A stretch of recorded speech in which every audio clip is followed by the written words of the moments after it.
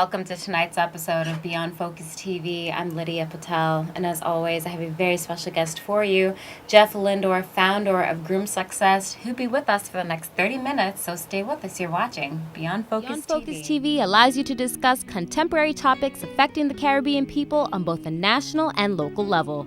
The show features informed guests who offer insight, debate, and evaluate various issues. Beyond Focus TV builds on the station's mission to provide useful information to the Caribbean people in New York and abroad. Beyond Focus TV, where our viewing audience can get educated, informed, and empowered.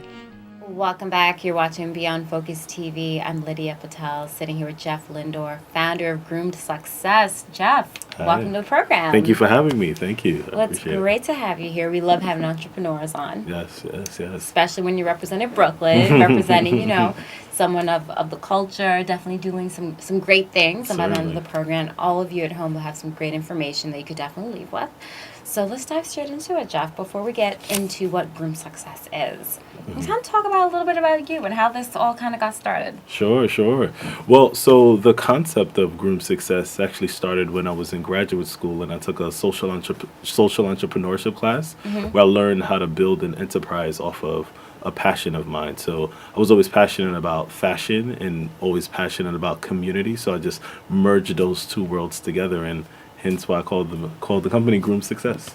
Absolutely. I do see you got an interesting fashion sense. Yes. Kind of unique style, How would you Yes. overall describe your personal style?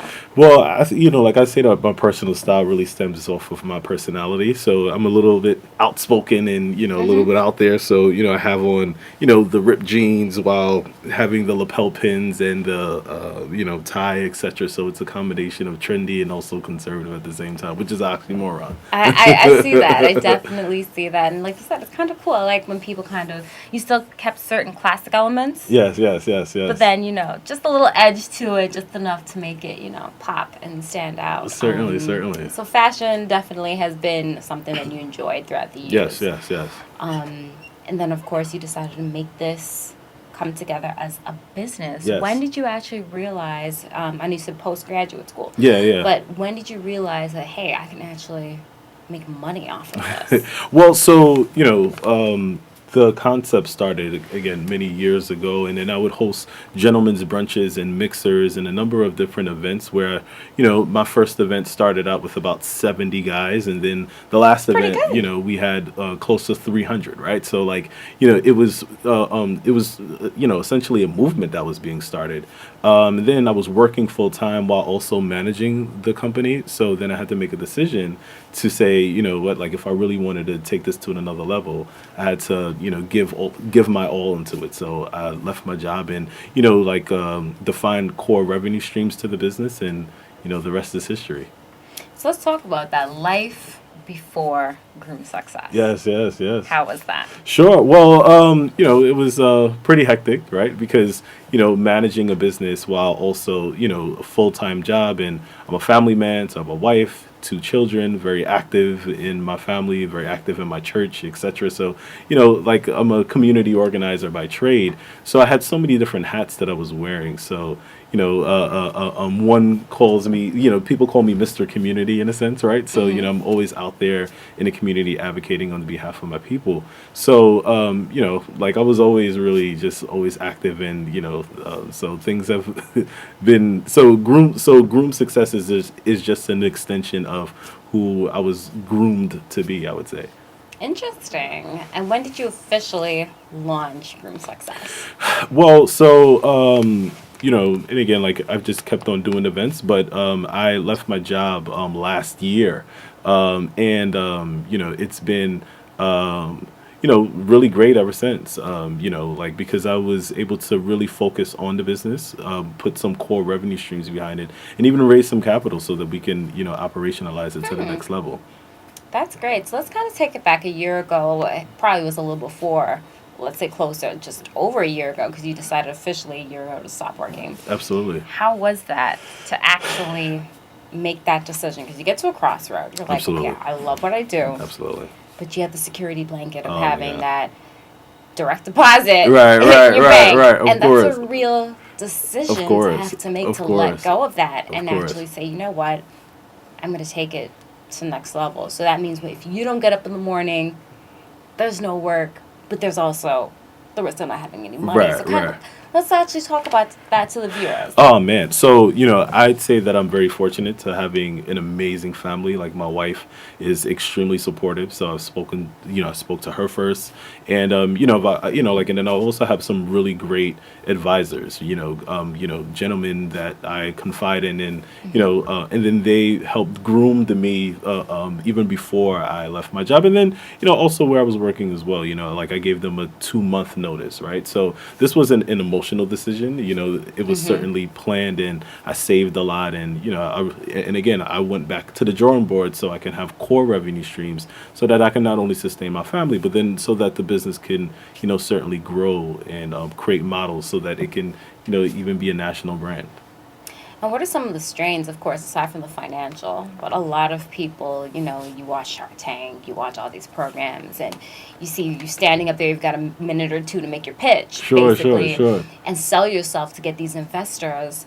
What's really kind of the real life aspect of that, even though you didn't go through that route? Yeah. It's kind of the same thing where you have to kind of decide how are you going to get revenue streams? How are you really going to get this out there? Certainly. What are some of the steps? Well, so I'm a social entrepreneur, right? So GroomedSuccess is a business, so we're not a nonprofit, but we, have a really great social mission to it, right? Which is helping men of color navigate, participate, and succeed in today's world, right? So getting investors or getting people interested into the brand, is certainly I would say, there's an emotional aspect to it where people feel attached and they really want to see the community grow, particularly when it comes to men of color. But then also, too, we're also making money as well, right? So we have city contracts and, we're also launching a new membership venture. And, the business is certainly going to grow where, I can pay the investors back and then they can have a meaningful return.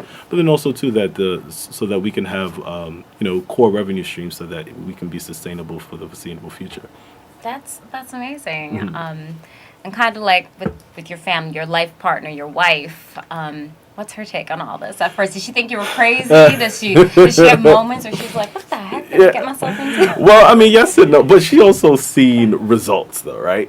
So she's seen how, GroomedSuccess started out with a gentleman's brunch, about, 50 to 70 guys, come out to where it is now. And she see how much work I put into this and like the sleepless nights, etc.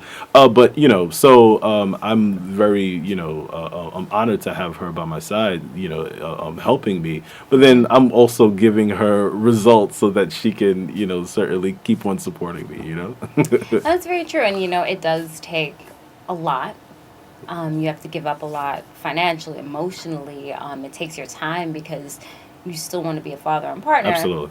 Yet, Absolutely. This is your business. Yeah, absolutely. And if you're not out there grinding, it's not going to be any results. Right. So it does have it's an interesting play. Absolutely. With that.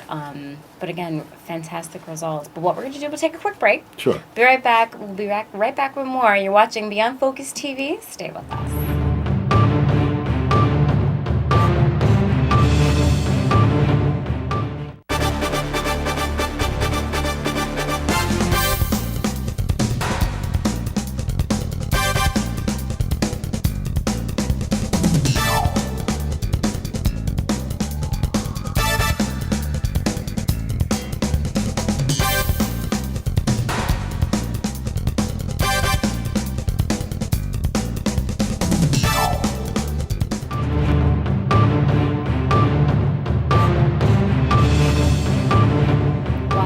You're watching Beyond Focus TV. I'm Lydia Patel, sitting here with Jeff Lindor, who's the founder of GroomedSuccess. So, Jeff, fantastic job, actually. I love to hear stories about people who quit their job. They're doing great things. And not saying that it's easy. Sure. It's definitely not easy. And I'm sure there's some scary moments. Absolutely. Whereas, this is real. Yeah. It actually is real. But you kind of get to take a seat back and look and see what you've been doing, and which is amazing. But of course, nobody does this alone. So there's some key partnerships that are always important. Let's kind of talk about that and maybe highlight some of the people who have helped you along the way? Oh yeah, I mean, so I have a lot of business mentors, and the list goes on as to how many people that I can think. I mean, but there's just one gentleman by the name of Ruben Durancy, right? He is Absolutely. absolutely. We've had Ruben on the program. Oh yeah, there you go, right? So Ruben, I appreciate you, right?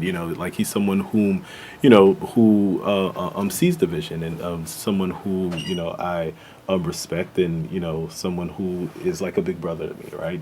Him, Samuel Pierre, and so many others, that really helped pave the way for me, right? And I see success in them, and then they, certainly help, to groom me into becoming the man that I am. So I would certainly want to give homage to these two gentlemen, and there's and again, I can list so many others, right? So, but like I would say that it's very important to have individuals in your circle that you can build with, and that you can help share ideas and be vulnerable with too as well. So I'm certainly blessed to have a multitude of friends and advisors to help pave the way for me. That is amazing. And you mentioned something interesting, and I kind of like that, where you said you have to kind of basically let your guard down. You have to be a little bit vulnerable. I think we all have to kind of trust somebody, and because if you walk around with a wall all the time, you're never going to be fully receptive to be able to receive,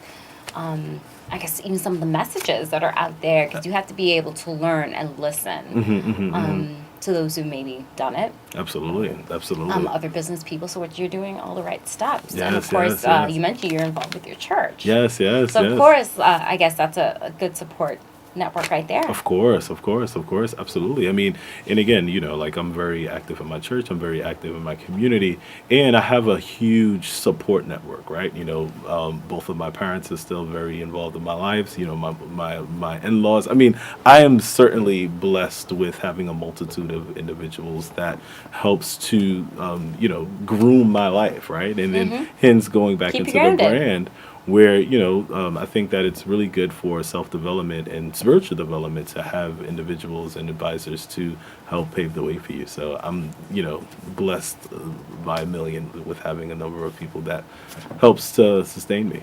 Absolutely. Where do you see GroomedSuccess long term? What is your personal long term vision? Well, so going back into the mission, right? So we're a gentleman's social network that helps men of color navigate, participate, and succeed in today's world. And we actually are now launching a new physical space called the Gentleman's Factory, where it's literally going to be a factory where men will come in to, learn, build, connect, and grow, right? So the way that it'll work is that, it's a membership model where during the day, like a man can come in, plug in their laptop, work, and there'll be workshops throughout the course of the day, etc. Right? In which there'll also be like-minded entrepreneurs, salesmen, etc. It's such an environment where if someone was to just meet a client there for a coffee or just for a quick meeting, it's that factory for you in a sense, right? Wow. And then for the individuals who have 9-to-5s after work, they can also come in, and then there'll be a number of events, a number of mixers, a number of workshops. So going back into the model where we're a gentleman's social network that helps men of color navigate, participate, and succeed in today's world, regardless of where you're at, regardless of where you are in life, right? Whether you're navigating it, right, or whether you're participating, or whether you're succeeding, we want to make sure that you not only succeed, but you're succeeding. So we're there to help, help pave the way for you. And we're using that model to help navigate you through, some of the hurdles that you may face. And that's great. And right now, on any given basis, so it's kind of like same basis as gym membership. You can go in anytime. You have your hours. Yes. Kind of choose what you feel to do. Yep. And then also connect with other people there. Exactly. Yeah, I mean, so it's a very relaxed vibe. We have couches, and we're even going to bring in, the PS4, etc. So it's literally going to be a place where men can just relax and also learn at the same time. I like that. I like that, definitely. And of course, I have to ask for the ladies. Yeah. I know it's targeted towards the men. Yes. What about the ladies? The ladies still involved?